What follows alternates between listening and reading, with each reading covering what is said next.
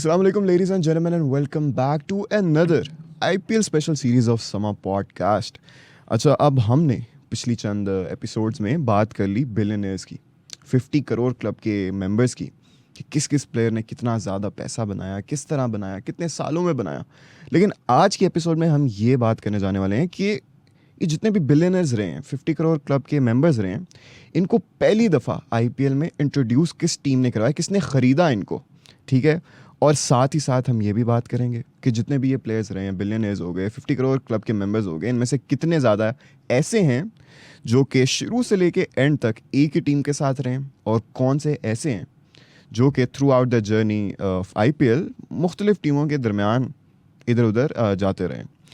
अच्छा, अब इसमें कोई नेगेटिविटी भी नहीं है, क्योंकि देखें ऑब्वियसली जिधर आपके इंटरेस्ट, जिधर आपकी ग्रोथ और गोल्स जिस भी फ्रेंचाइज के साथ लाइन अप करेंगे, आप उधर ज़्यादा पसंद करोगे, उधर जाओगे, एंड उसमें कोई हर्ज नहीं है, यू शुड।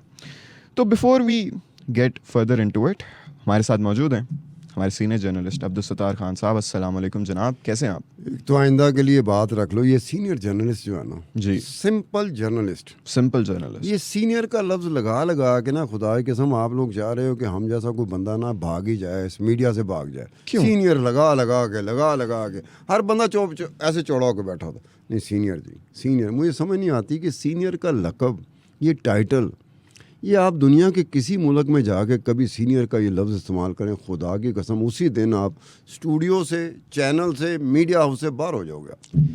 हमारे साथ मौजूद हैं हमारे journalist, very respectable mister Abdul Sattar Khan साहब। जी जनाब।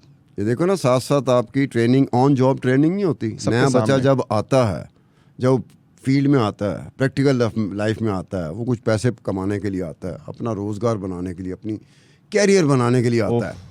तो ऑन जॉब बहुत सारी जगह होती हैं जहाँ ऑन जॉब ट्रेनिंग उसे कहते हैं। वो प्राइवेट सेक्टर में भी होती है और सरकार के होती है। सरकार के भला कैसे होते हैं? आपने पढ़ाई की, एकेडमी में गए, आपने CSS कर लिया, आप PSP हो गए, पुलिस सर्विस में आ गए, तो जो पहली पोस्ट मिलती है ना, वो मिलती है ASP अंडर ट्रेनिंग, यानी कि साथ लिखा होता है अंडर ट्रेनिंग। वो बैच से निकल के तालीम मुकम्मल करके हर एक चीज़ करके प्रैक्टिकली फील्ड जॉब कर रहा होता है, उसे ये रकम मिलता है। फिर DMG का जो बंदा होता है ना, उसे मिलता है AC, पहला जो उसका ओहदा होता है ना, वो AC, ठीक है। AC असिस्टेंट कमिश्नर जब लगता है तो साथ लिखा होता है ब्रैकेट में अंडर ट्रेनिंग, यानी कि फील्ड जॉब कर रहा है, फील्ड में, ये नहीं कि अभी पढ़ रहा है वो। तो इसी तरह हमारे यहाँ भी ये होना चाहिए कि जब हम जर्नलिज्म में आते हैं तो शुरू का एक पीरियड होता है जिसमें कहीं ना कहीं ये होता है कि यार ये कुछ चीज़ें ऑन जॉब भी कुछ सीख रहा है। उससे ये होता है कि आने वाले वक्तों में आसानी हो जाती है।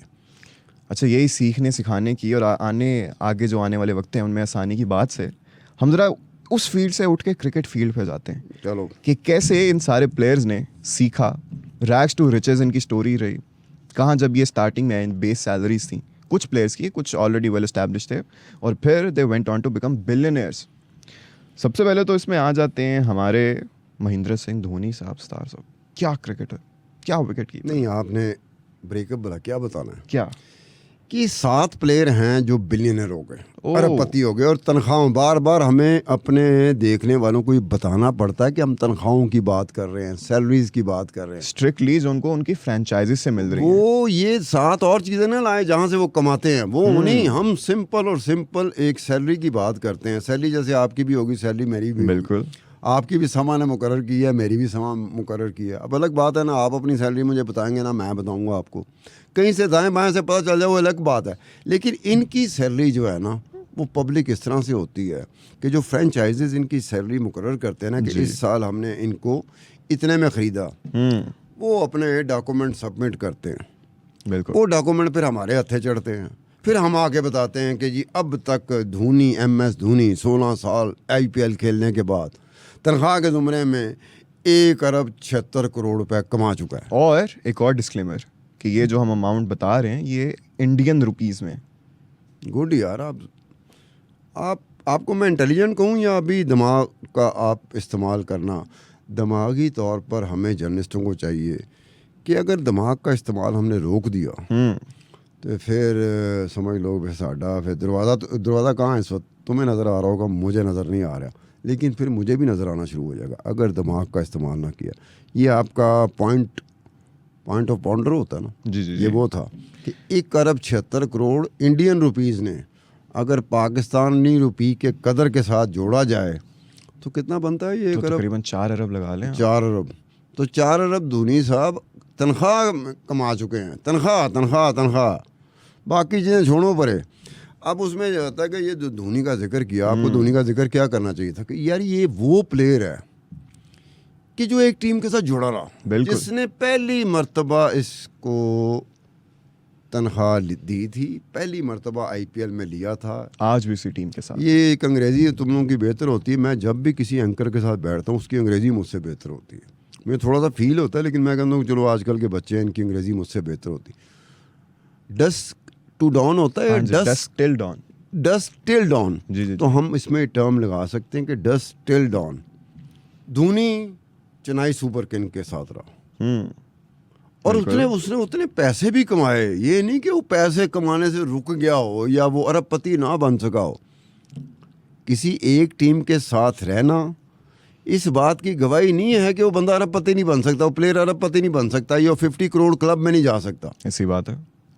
ये भी साथ बात तय है कि अगर वो किसी और टीम में गया है या उसने टीमें बदली हैं, 6 टीमें बदलनी, 7 टीमें बदल, हम उन पर भी तनकीद नहीं करेंगे क्योंकि अरबपति वो भी बन गए, 50 करोड़ क्लब में वो भी चले गए। बिल्कुल, हर किसी अब का ये अपना अपना रास्ता देखिए है। समा टीवी में हम लोग काम कर रहे हैं, जो हमारा पैकेज है अगर कहीं और से मिले, मुझे ऑफर हो किसी और चैनल से ओहो। और बड़ी अच्छी ऑफर हो, तो मैं कोशिश करूंगा साथ तुम्हें भी ले जाऊं। अच्छा जी। और बल्कि इसलिए कोशिश करूंगा कि मेरी कोशिश करने से पहले तुम मुझे कह रहे होगे कि खान साहब मेरा भी सोचो ज़रा। देखो ना, एक प्रोफेशनल अप्रोच के साथ आप बात करते हैं। आप उसको कोई आइडियलाइज करके ना, कोई इमोशनली चार्ज होकर हमें बात नहीं करना चाहिए। हमें बिल्कुल प्रोफेशनल होकर बात करनी चाहिए कि ये आपके सामने रियलिटी है। दोनों अतराफ के, दोनों तरह के खिलाड़ी जो किसी एक टीम के साथ रहा, अरबपति होने से वो नहीं, उसे कोई नहीं रोक सका। करोड़पति होने से उसे कोई नहीं रोक सका। जो टीमें बदलता रहा वो भी अरबपति हो गया, वो भी करोड़पति हो गया। लेकिन कुछ लोग थे जो टीमें बदल रहे थे ना, उनका जो इख्तिताम हुआ था ना, दी एंड जिसे हम कहते हैं, तो किसी अच्छे मोड़ पर नहीं हुआ। वो अच्छे मोड़ पे नहीं हुआ था। खुदा की कसम क्या बुलंदी देखी थी, और क्या खुदा की कसम ऐसे लगा कि किसी फ्रेंचाइज ने लिहाज करके आखिरी मर्तबा उन्हें रख लिया था कि जी ये पैसे गने रखो जे रहना थे। ये बड़ी बात होती है कि मुझे अगर समा वाले ये कह दे कि खान साहब है 235 रुपये गने जे रहना थे, मैं रह गया, समझो मेरी अखीर हो गई। मेरे बत्तियाँ बुत्तियाँ, दिए शिए, मोमबत्तियाँ सारियाँ गुल हो गई। ये हुआ बदलने और ना बदलने का फ़र्क जो मैंने महसूस इसमें किया ना, सारा वो ये था। अच्छा सितार साहब, उन पे भी हम जाएंगे, लेकिन सबसे पहले तो ये बताएं कि अभी जैसे हमने जिक्र किया, पहले भी बड़ी एपिसोड्स में हम कह चुके हैं कि 7 ऐसे प्लेयर्स हैं जो कि स्ट्रिक्टली अगर हम सैलरीज की बात करें तो उनसे बिलियनर्स बन चुके हैं अब तक। उनमें से कितने उसी टीम के साथ रहे और कितने दूसरी टीम्स में चले गए? ये देखो ना, 7 प्लेयर थे जी जो अरबपति हो गए और 31 ऐसे प्लेयर थे जो 50 करोड़ क्लब। बिल्कुल ठीक है ना। अब परसेंटेज और प्रोपोर्शनेटली हम अगर लें तो 7 अरबपति में से 4 अरबपति वो प्लेयर हैं जो एक ही टीम के साथ रहे, पहली टीम के साथ रहे। ये मेरे ख्याल से कि 60% तो बन गया होगा। अब ये देखो कन्फ्यूजन भला क्यों है। 7 में से 4, 3 अरबपति वो थे जो जिन्होंने टीमें बदली। बिल्कुल। अब 31 की तरफ चले जाओ ना, तो उसमें से सिर्फ 3 ऐसे खिलाड़ी मिलेंगे जो अपनी टीम, उस टीम के साथ रहे जिन्होंने पहली मर्तबा उन्हें, वो उसको मैंने अंग्रेज़ी का लफ्ज़ किसी ऐसे बंदे से जो क्रिकेट को थोड़ा समझता है कि उसने कहा फर्स्ट इंट्रोडक्शन कह लें या पहली दफ़ा ख़रीदा गया जी। वो 3 बंदे हैं। बड़े अजीब सी बात है, मुझे तुझे देख के थोड़ा सा हो रहा है कि जो करोड़पति थे उसमें ज़्यादातर लोग वो थे, प्लेयर वो थे जो थोड़ी बहुत आपकी तबीयत रखते हैं। अच्छा सितार साहब, वो हुआ ये जी जी कि जो 28 लोग थे वो बदलते रहे। अब उसमें बदलने का एक और ट्रेंड भी देखने में आता है। वो क्या है? क्या मतलब रॉयल चैलेंजर बेंगलोर में मैं हूँ 2016 में, तो 2017 में किसी और फ्रेंचाइज ने मुझे ऑफर कर दी, मतलब कोलकाता नाइट राइडर्स ने मुझे बड़ी अच्छी ऑफर कर दी, सपोजली मैं चला गया वहाँ पे। ठीक है, 2 साल मैं रहा, शायद मेरी परफॉर्मेंस उस तरह की ना हो, तो कोलकाता नाइट राइडर ने कहा इससे तो जान खिलाओ उस्तार खान, बड़ा महंगा पड़ रहा है। तो मैं दोबारा रॉयल चैलेंजर बेंगलोर में चला गया, सस्ते में चला गया, सस्ते में। जब मैंने रॉयल चैलेंजर बेंगलोर छोड़ी थी एज IPL प्लेयर, तो मेरे बड़े पैसे थे, और कोलकाता नाइट राइडर भी चाहता था कि मैं कोलकाता नाइट राइडर में चला जाऊं, डिमांड ज़्यादा थी। जब मैं चला गया तो इत्तेफाक की बात है मैं परफॉर्मेंस उस तरह की नहीं दे सका जो पहले मैं रॉयल चैलेंजर बेंगलोर में दे रहा था, जिसकी वजह से कोलकाता नाइट राइडर ने मेरे परफॉर्मेंस को देखा था और मुझे ऑफर की थी। अब मेरे पास कोई ऑप्शन नहीं थी, और रॉयल चैलेंजर बेंगलोर ने तरस खा के कहा कि हमारे पास ही था ये लड़का, ये बंदा, ये साढ़े को ही हैगा सी, बड़े पैसे ना देते, चलो चला गया, हूँ बेचारा वापस आना चाहता है।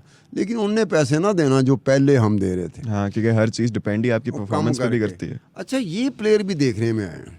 अब यहाँ पर आगे थोड़ा सा वो होता है कि शायद परफॉर्मेंस का लेवल वो ना रहा हो, जिसकी वजह से उनको ये दिन भी देखने पड़े। देखो, ये बड़ी बात होती है कि जैसे समा टीवी है, गजाल तुम समा टीवी छोड़ के किसी और टीवी में जाते हो, तुम्हारी यहाँ परफॉर्मेंस बड़ी अच्छी है, किसी और चैनल में तुम्हें बड़ी अच्छी ऑफर होती है, बड़े अच्छे पैसे मिलते हैं, लेकिन मैं कैपिटलाइज नहीं कर लेकिन पाता। 2 साल में तेरी परफॉर्मेंस का लेवल वो नहीं रहता जो समा में था, जिसकी वजह से किसी दूसरे चैनल ने तुम्हें उठाया। अब वो तुझे फारग कर रहे हैं और तुझे समा कह रहा है चलो ये मुंडा गया तो साढ़े को ही सी। तुम्हें जब समा लेता है वापस, वो पैसे नहीं देता जो 2 साल पहले दे रहा था, और तुम्हारी मजबूरी भी ये होती है कि तू कहता है कि चलो ठीक है कोई बात नहीं। तो ये भी खिलाड़ियों IPL के खिलाड़ियों के साथ हुआ है कि वो अपनी शान से गए हैं, परफॉर्मेंस थी, जब परफॉर्मेंस उन बेचारों की उस तरह की नहीं रही तो फिर कदर भी उस तरह की नहीं रहती। कदर उस तरह की ना रहे तो पैसे आपको कोई ऑफर नहीं करेगा, मैं आपको बता दूं।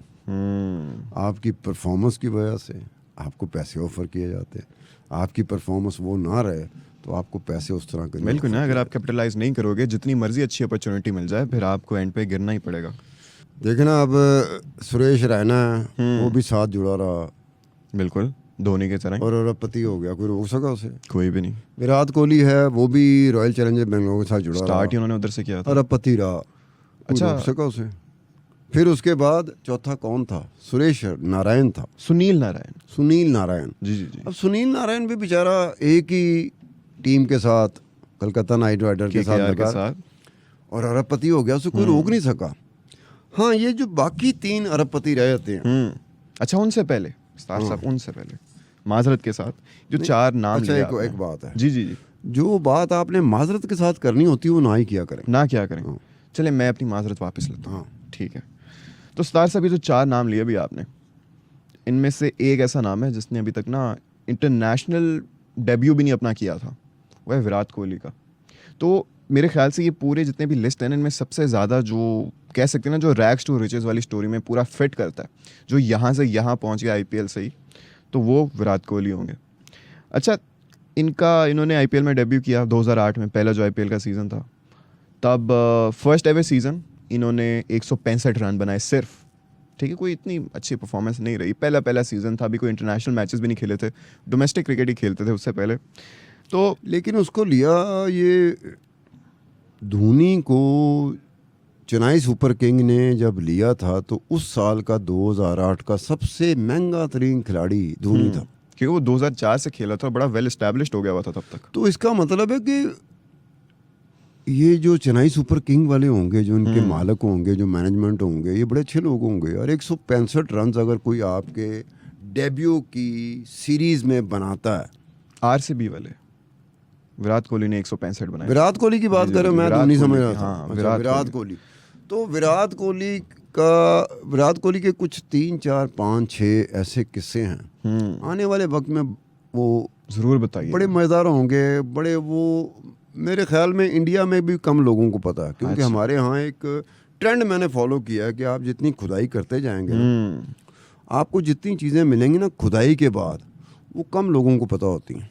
अगर आपने सरफेस पे हाथ मारा होगा ना तो सबको पता होगा, तो सबको ही पता होता है, ठीक है। इस तरह की बहुत इंटरेस्टिंग चीज़ें हैं विराट कोहली के हवाले से ना। अच्छा, विराट कोहली की एक इंटरेस्टिंग चीज़ मैं भी बताऊं। अब ये तो मैंने बता दिया ना आपको कि पहले सीजन में उसने सिर्फ 165 रन बनाए थे, लेकिन आपको पता है कि अब तक जितने भी IPL हुए सबसे ज्यादा एक सीजन में रन्स बनाने का रिकॉर्ड भी विराट कोहली के पास है। 2016 में 900 रन बनाए थे। 975 नॉट अच्छा, रॉन्ग, इसके उसी करीब है। इनिंग में उसी सीरीज में इसने 4 सेंचुरियां बनाई थी। बिल्कुल। लेकिन आपकी इतला के लिए अर्ज है कि 2016 में रॉयल चैलेंजर बेंगलोर ने कोई मार का नहीं मारा था। हाँ, ये तो बड़ी दुख के साथ। सिंगल हैंडेडली विराट कोहली खेल रहा था। ऐसे लग रहा था वो 2016 की सीरीज ऐसी थी कि रॉयल चैलेंजर बेंगलोर नहीं खेल रहा, विराट कोहली खेल जा रहा है। और क्या शान से खेल रहा था यार विराट कोहली मेरी अपनी नज़र में जब से ये T20 शुरू हुआ, उससे पहले वनडे आया, आज भी विराट कोहली T20 मैचेस में रोलिंग स्ट्रोक मारता है, बाउंड्री। ये हमारे जैसा बंदा जो पुरानी क्रिकेट देखते थे ना कि रोलिंग स्ट्रोक्स के साथ होता है कि आपका गेंद पिछली हवा में नहीं गया, उछला नहीं, कैच की सूरत में नहीं बना। रोलिंग स्टोन स्टाइल के साथ वो ऐसे खेलता है कि मुझे कई दफ़ा ना पुराने दौर के जो प्लेयर थे ना वो याद आ जाते हैं। मैंने गैरी सॉबर को मैंने देखा, बहुत थोड़ा देखा था, मुझे याद आ गया यार ये झलक तो गैरी सॉबर की थी। अच्छा, सुनील गावस्कर बेचारा, अगर वो पहला वनडे जब उसने खेला था सुनील गावस्कर ने, तो 60 ओवर खेले थे, 37 स्कोर किया था। उसको पता ही नहीं था छक्का होता क्या है, और दुनिया का बेहतरीन टेक्निकली बाय द बुक बेहतरीन खिलाड़ी था। मेरी अपनी नज़र में सुनील गावस्कर ऐसा खिलाड़ी था जिसको खेलते हुए देख के आपको क्रिकेट आ जाती है, क्रिकेट सीख सकते हो।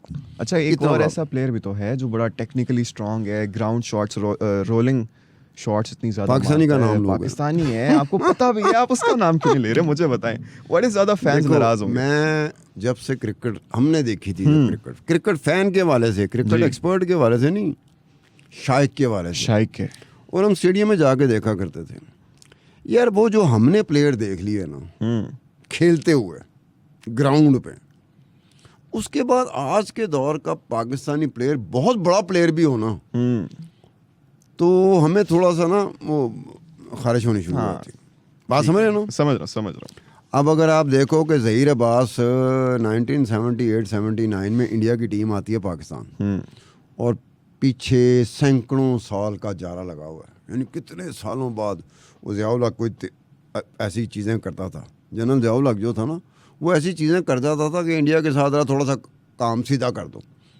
ब्रेक लगा हुआ, बीच में सियासी हुकूमतें भी आती थी, वो ब्रेक नहीं तोड़ सकती थी, जो ये ज़ियाउल हक जैसा बंदा तोड़ जाता था। मुशर्रफ ने भी कई मौक़ों पे ऐसे किया, तो वो आया हुआ था। अब उसमें एक ही प्लेयर था पाकिस्तानी टीम का, ज़हीर अब्बास, जिससे रन्स मनाने वाली मशीन का लक़ब जो है ना वो इंडियन मीडिया ने दिया था, पाकिस्तानी मीडिया ने दिया। ये भी हम बात कर चुके हैं, अगर इनको याद हो। ठीक है, अब वो ये था कि जब क्रीज पे आता था ना ज़हीर अब्बास, तो सारे इंडियंस, वो कहते हैं ये मंदिर उनके ज़हन में घूम रहा होता था कि अब कोई मन्नत ही मांगनी पड़ेगी, कोई आरती चढ़ानी पड़ेगी, आउट नहीं होगा। बिल्कुल। लेकिन वही ज़हीर अब्बास था, वही रन्स बनाने वाली मशीन थी। जब उसके फ़ौरन बाद, साल 1.5 साल के गैप के बाद जब हम इंडिया गए, इंडिया के टूर पे, तो ज़हीर अब्बास मुकम्मल तौर पे नाकाम है। वो रन्स बनाने वाली हमारी मशीन को पता नहीं क्या नज़र लग गई, या खुद ही कोई ऐसा हो गया, या वो सुपर फॉर्म में था, बाद में वो फॉर्म नहीं रही उसकी, तो वो बेचारा हो गया। चलें, तो इस तरह के होते हैं कि आप वो उसका नाम ले लें ना, पाकिस्तानी खिलाड़ी का नाम ले लें, कोई बात नहीं। बाबर आजम का नाम लेने से आपको कोई नहीं रोक सकता, फखर जमा का नाम लेने से आपको कोई नहीं रोक सकता। बाबर आजम, हाँ, तो फिर आपको किसी ने रोका? कमाल टेक्निकली स्ट्रांग बैट्समैन, क्या कमाल ग्राउंड शॉट्स मारते हैं। अच्छा, आपका कमाल, अगर आप ये ना करते तो आपका कमाल ना होता। देखिए, मैं एम्फसाइज कर रहा हूँ ना, इतना वो पता लगना चाहिए लोगों को, बॉडी लैंग्वेज के साथ। यस। तो चलिए वापस आते हैं जरा अपने टॉपिक पर। अच्छा, 4 बिलियनर्स की तो हमने बात कर ली ना, जो कि सेम टीम के साथ रहे थे। अब पहले खिलाड़ी की उसकी बात करते हैं जो कि टीम बदलने के बावजूद वो इतने कामयाब हुए, परफॉर्मेंस भी उनकी अच्छी रही और बिलियनर भी बने। रोहित शर्मा, स्टार्ट इन्होंने किया दक्कन चार्जर्स से, ठीक है। इंटरनेशनल डेब्यू इनका आईपीएल से 1 साल पहले हो चुका था, तो थोड़े बहुत वो इस्टेब्लिश कर चुके थे अपने आप को, लेकिन इतनी भी परफॉर्मेंस नहीं थी। खैर, तो आईपीएल में इन्होंने पहला सीज़न खेला, पहले 3 सीज़न खेले दक्कन चार्जर्स के साथ, फिर उसके बाद वो वहाँ से। रोहित शर्मा मेरे ख्याल में इंडिया की आईपीएल का वाहिद प्लेयर है जो एक आईपीएल टाइटल जीत चुका हुआ खिलाड़ी के तौर पर।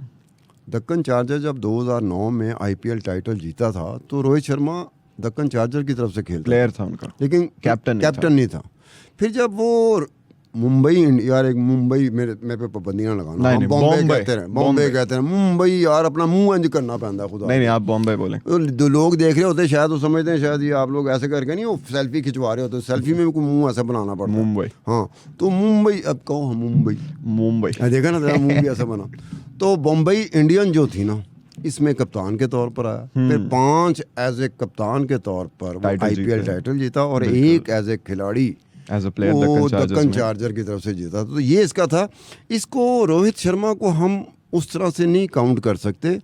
ये अलग बात थी कि वो 2-3 साल वो रहा है दक्कन चार्जर, और उसके बाद मुंबई इंडियंस में वो आया। इसको हम एक किस्म का जो खेल के मैदान का एक टर्म चलती है ना सियासत के मैदान में, हम लोग लोटा कहते हैं। लोटा किसको कहते हैं? एक पार्टी में आज इधर था फिर उधर था, वो लोटा ज़रूर होता है, उसको लोटा कहें जो मर्जी कहें, क्योंकि सियासत के ऊपर आपकी इजारादारी है। लेकिन खिलाड़ियों को आप उस तरह से डिस्क्राइब नहीं कर सकते, बिल्कुल भी नहीं। ठीक है। अब ये रोहित शर्मा दक्कन चार्जर, फिर वो मुंबई इंडियंस में आया।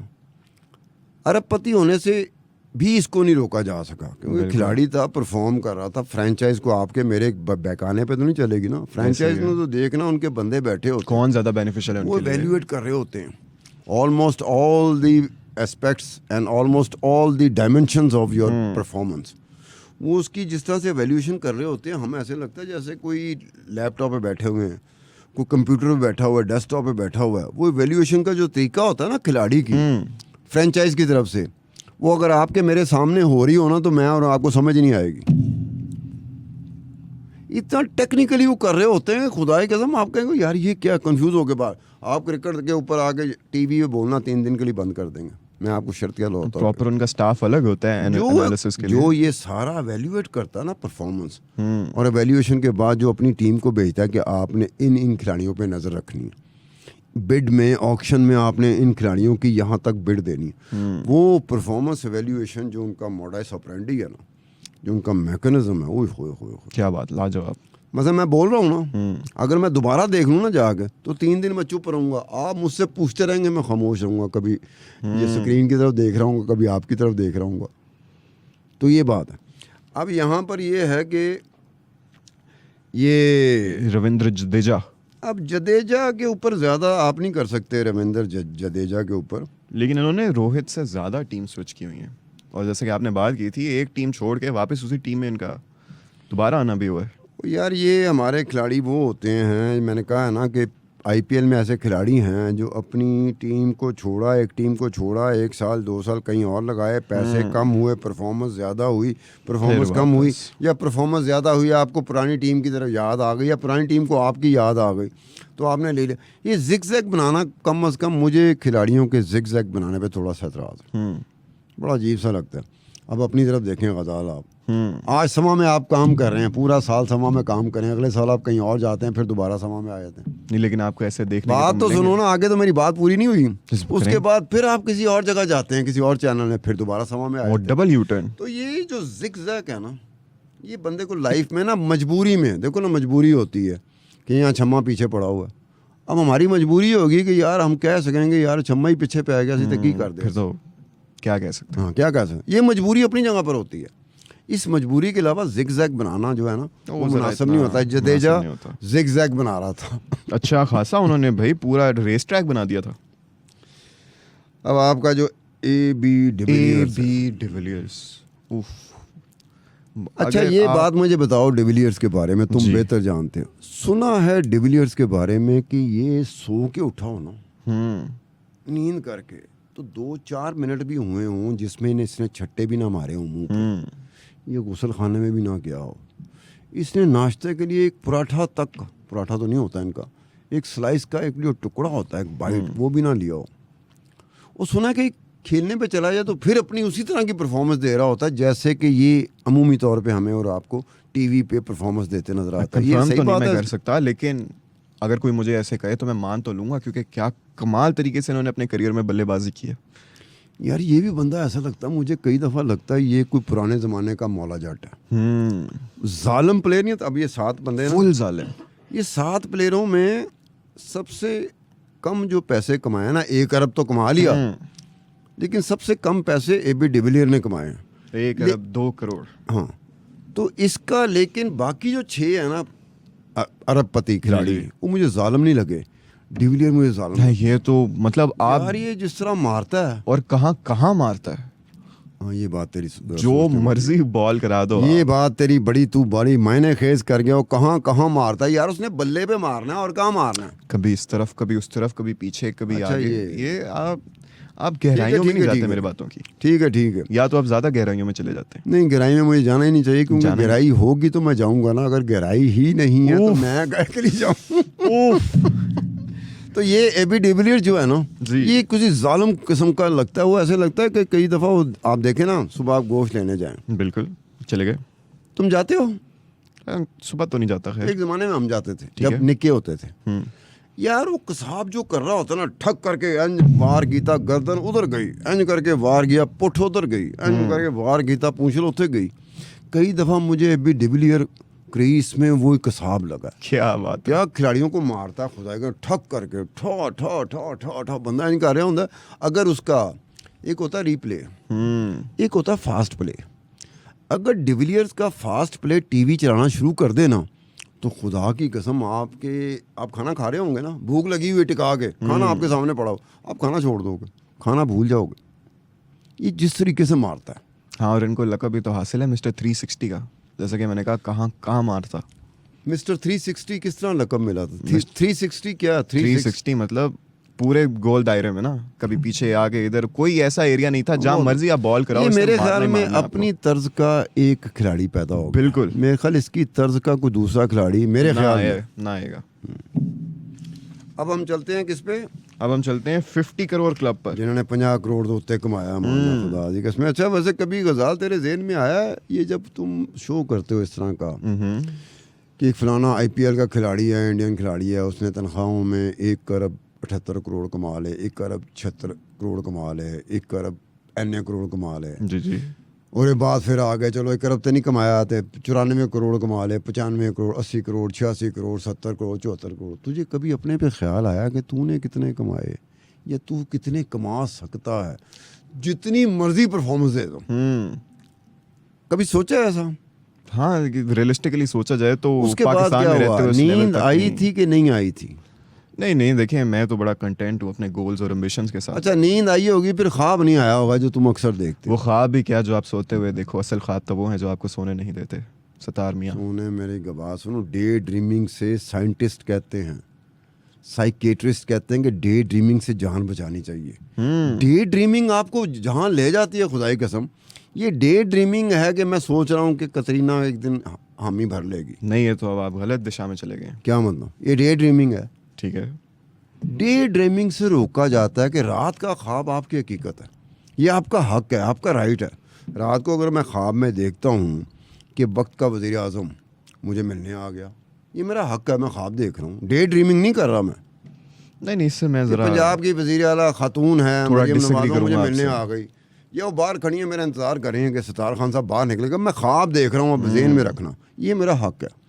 अगर मैं डे ड्रीमिंग करना शुरू कर दूँ कि मरियम नवाज़ मेरे इंतज़ार में खड़ी थी, तो समझ लें मेरे कुछ ही दिन रह गए हैं फाउंटेन हाउस जाने के। नहीं, आप जरा सही दिशा में आए। मुझे तो लगता है हर किसी को दिशा। ख्वाब देखने चाहिए। जितने बड़े ख्वाब देखोगे उतने नहीं यार, बड़े आप इधर मंजिलों पे इसमें जाओगे। ख्वाब को ना नीले रंग, पीले रंग, लाल रंग, ये ख्वाब जो होते हैं ना नीले पीले लाल, ये कहते हैं कि इनको अवॉइड करना चाहिए। कभी तुम्हें कलर्ड ख्वाब आया है? मेरे गौर करना, सारे नहीं colored गौर ही करना, रहे। नहीं मैं फिर दोबारा कह रहा हूँ। यूजुअली ऐसा होता है, हम जब ख्वाब देखते हैं ना तो ब्लैक एंड वाइट होता है। ओह, ये मैंने गौर नहीं किया कभी। वो भी गौर करना, क्योंकि जब आप ख्वाब देख रहे होते हैं ना तो आप गौर नहीं कर सकते। एक बात जहन में रहना, कोई बात कहीं चिपक जाए जहन के किसी हिस्से में, किसी कोने में, फिर आप कहते हो हो ये तो ब्लैक एंड वाइट था। आज के दौर में 2024 में मैं ब्लैक एंड वाइट ख्वाब देख रहा हूँ। इट्स वेरी नेचुरल है यार। चले, मेरे लिए भी और सब देखने वालों के लिए भी, अब आपको जब भी आप ख्वाब देखें, आपने कमेंट सेक्शन में आके सतार खान साहब को जरूर टैग करके बताना है कि ब्लैक एंड वाइट था या बड़ा रंगारंग, कलर्ड जिसे कहते हैं ना। हाँ जी। अच्छा, सतार साहब रंगों की बात करते हैं, नीली पीली आपने कही, तो ऐसी बड़ी ज़्यादा अब हम टीमों का जिक्र करेंगे जिनकी नीली पीली जर्सीज होती हैं। कि इतनी ऐसी कौन सी कितनी टीम्स रही हैं जिन्होंने 50 करोड़ क्लब के मेंबर्स को, प्लेयर्स को पहली दफ़ा ख़रीदा था, पहली दफ़ा उन्होंने इसमें इंट्रोड्यूस किया था। तो ऐसी 10 टीमें रह गई हैं, if I am not mistaken, right. और इसके सर फहरिस्त आती मुंबई इंडियंस, जो 31 टोटल 50 करोड़ क्लब के मेंबर्स रहे हैं, उनमें से 9 तो खाली मुंबई इंडियंस ने इंट्रोड्यूस कराए हैं। 8 उसके दूसरे नंबर पे दिल्ली डेयर डेविल्स, जिनका अब नाम बदल के दिल्ली कैपिटल्स कर दिया गया। रॉयल चैलेंजर्स बैंगलोर बहुत ज़्यादा लोगों की फेवरेट और दुख भरी कहानी है ये भी कि वो टाइटल नहीं जीत पाए। खैर, उन्होंने भी 3 ऐसे प्लेयर्स को इंट्रोड्यूस करवाया।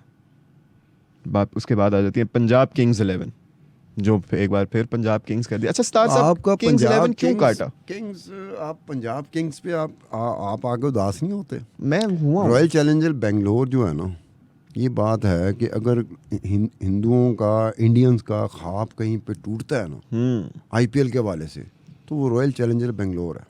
और उसमें एक बहुत बड़ा रीज़न जो है वो फैक्टर विराट कोहली भी है कि हम चाहते हैं कि विराट कोहली एक टाइटल तो उठाए। एक शुरू में विराट कोहली से बड़ा फैक्टर था, क्या? उसका नाम था विजय माल्या। अच्छा, विजय माल्या के बारे में इंडिया में कहा जाता है कि वो एक अकलौता बंदा, एक ऐसा बंदा था, अगर इंडिया में पार्टी थ्रो करना, जहाँ बुलंदो बाला शख्सियत, ग्लैमर के साथ, चार्म के साथ उसकी पार्टियां थी, तो विजय माल्या था। आजकल भागा हुआ इंडिया से, क्योंकि उन्हें कोई 700-800 अरब रुपए का हेर फेर किया है बैंकों के साथ। वो लिकर किंग उसे कहा जाता है, उसे किंगफिशर एयरलाइन का मालिक था वो। अब रॉयल चैलेंजर बेंगलोर के हवाले से ये विजय माल्या जो शुरू में, क्योंकि विजय माल्या ने ली थी ना ये फ्रेंचाइज विजय माल्या की थी, ठीक है।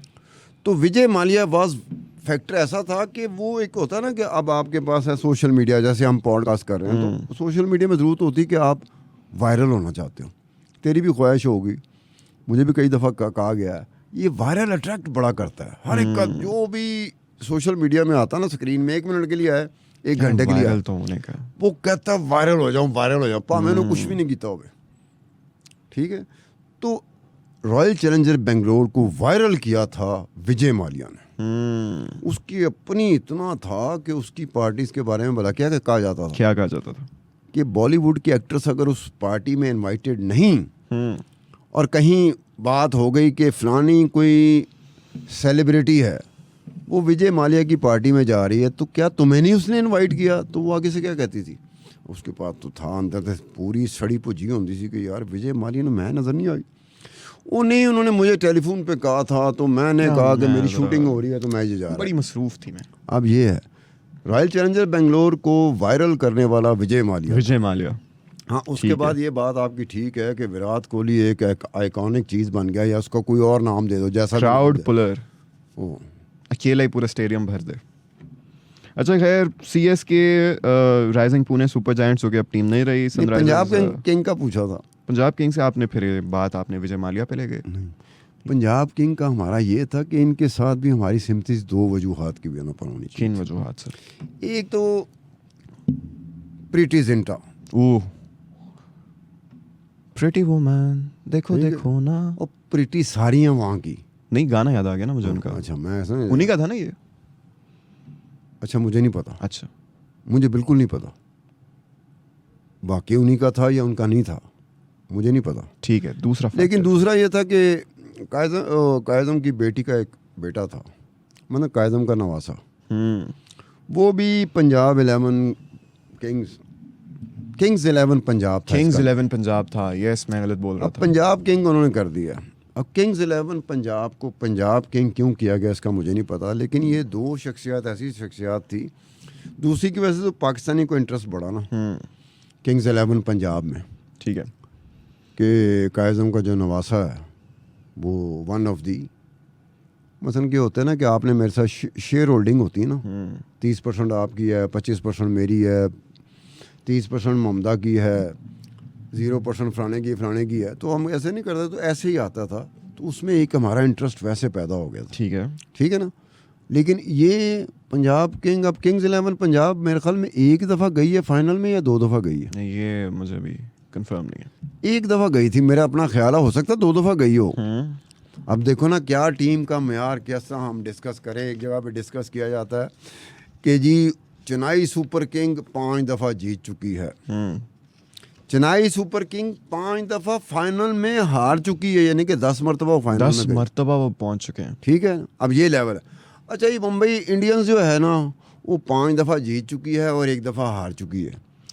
अब कहाँ वो टाइम आ गया कि जब हम ये आपस में बात करें कि पंजाब किंग फाइनल तक पहुंची है, 1 दफ़ा पहुंची है, 2 दफ़ा। म्यार आया था, देखो ना कहाँ आप किस जगह पर आपका यार्ड स्टिक या बेंचमार्क क्या होता है, जहाँ पर आप गेज कर रहे होते हैं किसी की परफॉर्मेंस। दूसरी जगह आपका बेंचमार्क और यार्ड स्टिक क्या बन जाता है कि यार ये फाइनल तक गए हैं, एक दफ़ा गए हैं, 2 दफ़ा। पता नहीं, लगता है शायद हो सकता है। दुख होता है, मुझे तो दुख होता है, तुझे पता नहीं क्या होता है क्या नहीं होता। अब मुझे तो ये हो रहा है कि वक्त हमारे पास कम है, तो हम जरा प्लेयर्स पे आ जाते हैं। नहीं, पहले ये बताओ ना कि ये जो इसके बाद कोलकाता नाइट राइडर उसने 2 लिए थे, राजस्थान रॉयल ने 2 लिए थे, बाद में ये Chennai super king, rising Pune super giant और सनराइजर्स हैदराबाद और गुजरात लायंस ने एक गुजरात टाइटन हो गई है, एक इन्होंने। नहीं, ये जब बिका था, जो एक प्लेयर बिका था जिसको गुजरात लायंस ने लिया था, गुजरात टाइटंस ने नहीं लिया। तब तो गुजरात लायंस ही था ना। ठीक है, अगर गुजरात टाइटंस ने लिया होता तो मैं यहाँ पे डालता कि गुजरात टाइटंस। हालांकि गुजरात टाइटंस तो मेरे ख्याल में आईपीएल की हिस्ट्री में इस तरह की कोई टीम अभी तक बनी नहीं है। किस तरह से? ये बात किसी और शो में, अगले शो में बताएं। फिर लाइक टीजर्स ड्रॉप करने की आदत नहीं जा रही आपकी स्टार साहब, क्यूरियोसिटी में रहना बाप सब। अब आप बताएं, जो 3 प्लेयर हैं, खुशकिस्मती से या हमारी खुशकिस्मती या इन प्लेयरों की, ये 3 प्लेयर हैं। 3 प्लेयर्स हैं भाई। सबसे पहले तो कायरन पोलार्ड आ जाते हैं हमारे, शुरू से लेके। इसको मैं किरण पोलार्ड कह रहा था। हाँ, किरण पोलार्ड, लेकिन कोई नहीं, अच्छे खासे गबरू जवान है हमारे। अच्छा, इसका मुझे नहीं पता था, बता ऐसे रहे जैसे मैंने उसको कभी देखा ही नहीं। चंगे गबरू जवान है, चंगे गबरू जवान को क्या किरण नहीं कहा जा सकता? आई मीन वो नहीं तो हीन होगी जरा उनकी तरफ। किरण बेदी को देखा है कभी? नहीं। चल आगे। शुरू से लेके अब तक ये मुंबई इंडियंस में रहे हैं, इनके काफ़ी अच्छे ताल्लुकात भी हैं, क्योंकि देखिए अब वो थोड़े से कह लें कि अच्छे ओनर्स के साथ भी बड़े अच्छे खासे टर्म्स पे आ गए हैं। अभी जो रिसेंटली उनकी वेडिंग हुई है अंबानीज़ की, उनमें भी ये इनवाइटेड थे, क्योंकि इनका मेजर अर्निंग्स का जो पोर्शन है वो आईपीएल से ही आता है। तो ये पीएसएल छोड़ के, खेलता हुआ छोड़ के, वो वेडिंग अटेंड भी करने गए थे। पता है आपको ये? अच्छा, इसका नहीं मुझे पता। कि अब इनको हम मुकेश अंबानी का पुत्र, उसका ब्याह। यार एक आधा मुकेश अंबानी हमें नहीं मिल सकता पाकिस्तान में? अब पता नहीं, उनके ज़रा 1-2% आप ज़रा पॉडकास्ट स्पॉन्सर कर दो। और मुकेश अंबानी जिस जगह पर बैठे हुए हैं ना, रियल टाइम जो बिलियनर नहीं होते, ये रियल टाइम बिलियनर है। और फोर्ब्स की लिस्ट, जो बिलियनर की लिस्ट है ना, वो 1987 से शुरू हुई थी, पहली आज तक आ रही है 1987 से जी। इंडिया के इतने आ रहे होते, मैं पाकिस्तानी ढूंढ रहा होता हूँ। एक ही दफ़ा मैंने एक पाकिस्तानी खुश नसीब बिजनेसमैन मियां मंशा का नाम देखा था, एक ही दफ़ा। अच्छा, वो कि पाकिस्तानी बॉन्ड अमेरिकन भी तो हैं, वो भी इस लिस्ट में होते हैं। देखो, जो पाकिस्तान को खैर बात कह चुका है ना, उनको नहीं हम कंसिडर करेंगे। उसको हम ये कह सकते हैं ओरिजिनली पाकिस्तान का है, पैदाइश पाकिस्तान में हुई, लेकिन जब उसका हो गया, किसी और मुल्क का हो गया, उसके ऊपर दावा नहीं है। मियां मंशा के ऊपर तो हमारा दावा है ना, तेरा भी दावा हो सकता है, मेरा भी दावा हो सकता है कि पाकिस्तानी है। इसके अलावा मियां मंशा पे हम दावा कोई नहीं कर सकते। मियां मंशा का एक दफ़ा नाम मैंने देखा हुआ है, सिर्फ एक दफ़ा। जी जी जी। उन्होंने क्या रखा हुआ है कि $1 बिलियन आपकी वर्थ होगी तो आपका नाम आएगा बिलियन, फोर्ब्स की बिलियनर लिस्ट में। $1 बिलियन, अगर टका भी घट होया ना, वो नहीं देंगे आपका नाम। तो मियां मंशा का एक दफ़ा आया, मुकेश अंबानी, फिर इसका भाई जो अनिल अंबानी है। अच्छा, मुकेश अंबानी और अनिल अंबानी की वर्थ में ज़मीन आसमान का फ़र्क। ऐसे ही है बिल्कुल।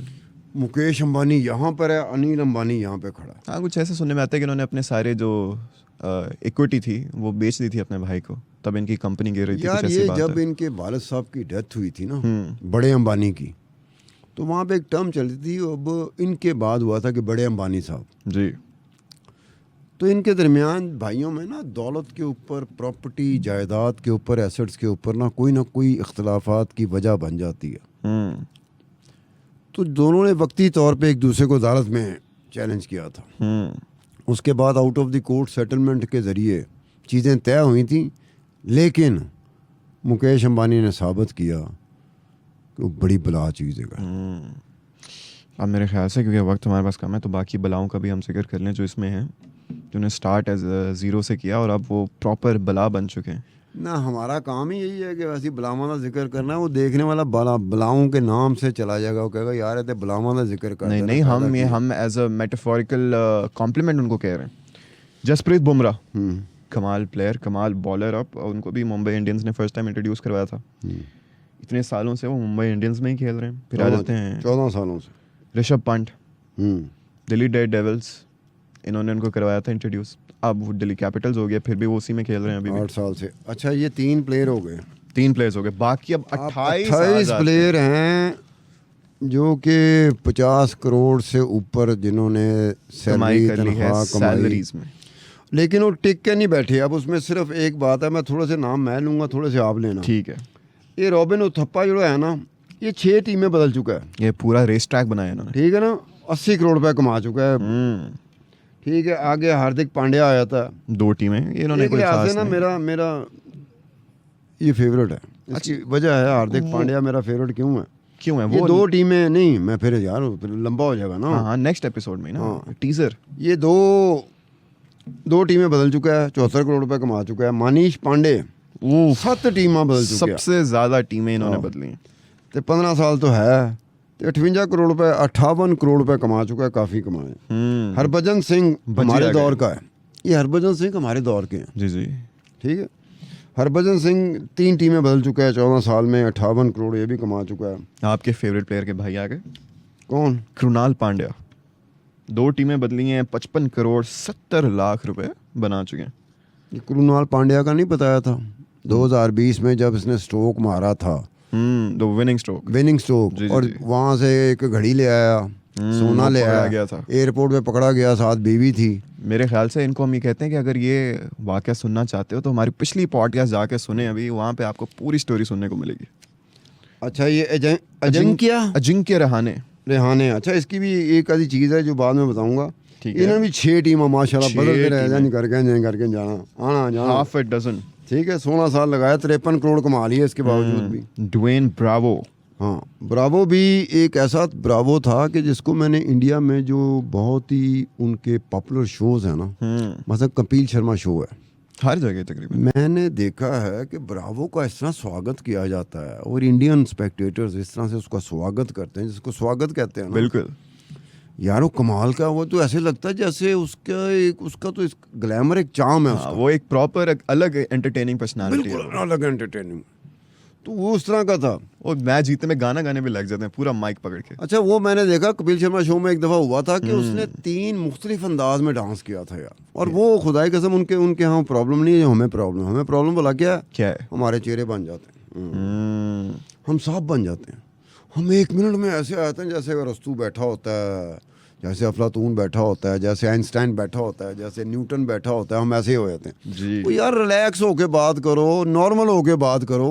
मैंने उनमें देखा है, इशारों में देखा है, वो नॉर्मल सी प्रिवेल कर रही होती है, वो बड़ा कैजुअल होके बात करते हैं। वो हमारी तरह के नहीं हो, देखें जी मैं आपको बता रहा हूँ यार की दसना बेहतर तो पहले किसानों किसी ने नहीं दसिया। बिल्कुल। तो ये है कि ये ब्रावो से बात शुरू हुई थी। ब्रावो ने 3 टीमें बदली और गौतम गंभीर, इनकी इंटेंस ही गंभीर सिचुएशन थी, इनकी भी इन्होंने भी सिर्फ 2 टीमें बदली। गौतम गंभीर ने 2 दफा कोलकाता नाइट राइडर को IPL जितवाया हुआ है। ये तो आपकी बात बिल्कुल सही। ठीक है, और थोड़ा सा हुआ मेरे ख्याल लगता है इसका शाहरुख खान से कुछ हो गया था, मुझे लगता है। ये आप फिर से क्यूरियस कह रहे हैं? नहीं, ये जेन्युइन बात है, इस पे डिबेट हुई थी, लेकिन एक्चुअली नहीं पता चला था कि वाकई वो बात थी कि नहीं थी कि शाहरुख खान के साथ गौतम गंभीर की हुई थी कि ज़्यादा पैसे इन्होंने कोलकाता नाइट राइडर से कमाए थे। उसके बाद ये गए हैं ना, तो उनको जाना नहीं चाहिए था, ये दिल्ली डेयर डेविल्स में चले गए। लेकिन यार इससे बेहतर है, बहरहाल इनको थी, जल्दी पड़ी हुई थी कि बीजेपी का इनको टिकट मिल रहा था और ये दिल्ली से इलेक्शन लड़ रहे थे। और फिर जब इन्होंने दिल्ली से इलेक्शन लड़ा तो कंट्रोवर्सी अच्छी खासी इस बंदे ने जनरेट कर दी थी। आम आदमी पार्टी नहीं है जी। उस तक ने इस पे एतराज़ किया था। मैं कांग्रेस की बात नहीं कर रहा, आम आदमी पार्टी ने गौतम गंभीर के ऊपर चंगा पला, और आम आदमी पार्टी की जो खवातीन विंग था उनकी तरफ से ज़्यादा आया था कि गौतम गंभीर वैसे ही जैसे नरेंद्र मोदी नहीं है, गौतम गंभीर ऐसे ही लगा रहा और इसी वजह से इलेक्शन जीत गया था। अच्छा, अगले हैं हमारे शेखर धवन 4 टीमें इन्होंने बदली हैं। टोटल ये 91 करोड़ 80 लाख कमा चुके हैं। फिर आते हैं भाई दिनेश कार्तिक, जो कि मनीष पांड्या के साथ पूरा टाई कर रहे हैं। उन्होंने भी 7 टीमें बदली, इन्होंने भी 7 टीमें बदली। पूरा का पूरा एक रेस ट्रैक बनाया हुआ है ना जिगजैग का। फिर आते हैं ग्लेन मैक्सवेल। अच्छा, ये दिनेश कार्तिक भी 88 करोड़ बना चुके हैं, ग्लेन मैक्सवेल भी 85 करोड़ कमा चुके हैं। डेविड वार्नर आ जाते हैं अगले। अच्छा, डेविड वार्नर। जी जी। 2 टीमें। अच्छा, ये 2 टीमें ज़रा ज़हन में रखना। एक और चीज़ होगी आपको बार बार मिलेगी कि डेयर डेवल्स मुख्तलिफ हिस्सों में पैच वर्क नहीं होता कि 2008 से 2010 से ये डेयर डेवल्स में, फिर 2011-12 कहीं और, 2013-14 गेन उसके साथ, फिर उसके बाद 1-2 साल कहीं और, फिर उसके बाद अब उसको हम क्या कहेंगे कि 3 दफ़ा ही वो एक ही टीम को ज्वाइन कर रहा, तो उसको एक टीम कहेंगे या 3 दफ़ा कहेंगे? मुझे लगता है 3 बार कहना चाहिए, क्योंकि वो बार बार छोड़ के आए हैं। ये कहना चाहिए। ये मेरी करेक्शन आपने कर दी है, मैं आपका मशकूर रहूँगा। आगे आंद्रे रसल। हाँ, अच्छा, इन्होंने अभी 2 टीमें बदली हैं सिर्फ, दिल्ली डेयरडेविल्स और केकेआर। अभी रिसेंटली जो मैच हुआ है, जो पहला मैच था इस सीज़न के आईपीएल का, क्या सिंगल हैंडली इन्होंने केकेआर को मैच भी जितवाया। क्या बात है। युवराज सिंह, ये भी आधा दर्जन टीमें बदल चुके हैं। यार युवराज के साथ मुझे सिम्पतीज ऐसी हो जाती है कि युवराज सिंह, यानी कि ये अंदाज़ा करो कि ये जो अपना धोनी है ना भाई, मिस्टर कूल काम, पता नहीं कैप्टन के तौर पे उसे क्या कहते हैं, कूल काम एंड कलेक्टेड। वो लगता नहीं कप्तान, खुदाई कसम वो ऐसे लगता है हमेशा कॉन्फिडेंट और ये काम। अच्छा, उसी की बात कर रहा हूँ।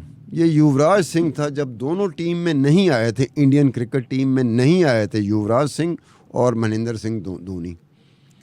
मनिंदर सिंह धोनी ने अपने लड़कों को कहा था कि यार अरे रो बीच पे रहोगे, इन्हें तो चला है ना क्रिकेट टीम में, तुसी नहीं जा सकोगे, क्योंकि इसका अंदाज होता था ना, महाराजा का अंदाज नहीं होता। ये क्रिकेट में आने से पहले की मैं बात कर रहा हूँ, क्रिकेट के बाद आने के बाद तो महाराजा वाकई बन जाता है। उससे पहले था धोनी अपने साथियों को कहता था कि इसके रोब में ना पड़ा करो, स्टेडियम में आते हुए, स्टेडियम से जाते हुए, ये जो अंदाज होता था ना युवराज का। जी जी। लेकिन इसी युवराज का आईपीएल में जो आखिरी साल गुजरा है, वो बड़ा 1 करोड़ रुपया इसको मिला था। 1 करोड़ इसकी तनख्वाह मुकर्रर हुई थी। और ये युवराज सिंह वो है जो 2 मरतबा आईपीएल की हिस्ट्री में 2 मरतबा हाईएस्ट पेड रहा है प्लेयर, सबसे महंगा तरीन खिलाड़ी है ये 2 साल। और आखिरी साल इस बेचारे का आईपीएल में क्या हुआ कि 1 करोड़ रुपए मान से मुझे तेरे साथ वो हमदर्दी नहीं हो सकती जो युवराज सिंह के साथ है। नहीं, मैं ब्लेम भी नहीं करता। अच्छा, आगे आते हैं डेविड मिलर, 3 टीमें बदली। पीयूष चावला 4 टीमें बदली। और फिर हमारे रविचंद्रन अश्विन, इन्होंने भी आधा दर्जन। हमारे क्या मतलब बाकी पराए थे, टीमें बदली। नहीं हमारे तो नहीं, खैर इंडियन हमारे भी, वैसे एज ए क्रिकेट फैन हमारे भी होते हैं यार, इस तरह नहीं होता कि हम इसको डिसोन भी नहीं कर सकते, डिसोन नहीं करेंगे हम। फिर आज ने केएल राहुल 4 टीमें बदली, भुवनेश्वर कुमार 3 टीमें बदली, और संजू सैमसन भी के साथ भी आपकी काफ़ी हमदर्दी हैं, आप बता चुके हैं। नहीं, संजू सैमसन के साथ ये हुआ था कि मेरी हमदर्दी नहीं, एडम गिलक्रिस्ट, हाँ, वो विकेट कीपर था। उसने इंडियन क्रिकेट टीम को और इंडियन क्रिकेट बोर्ड को और सिलेक्टर्स को कहा था कि आपका इंडिया जो है ना, वो संजू जैसा विकेट कीपर नहीं पैदा कर सकता। तो हमारी हमदर्दियाँ तो हो ही जाएंगी ना। इसको नहीं लिया था, बल्कि इसको लिया था, ये राहुल नहीं है, ये राहुल सुनील सेठी का दामाद है। जी जी। आप सुनील सेठी की एक बेटी है जो कुछ फिल्मों में आई, फिर उन्होंने क्या कि नहीं, मुझे मेरा जीवन साथी मिल चुका है, मुझे इसके साथ शादी कर लेनी चाहिए, रोमांटिक, फिर वो कर लिया।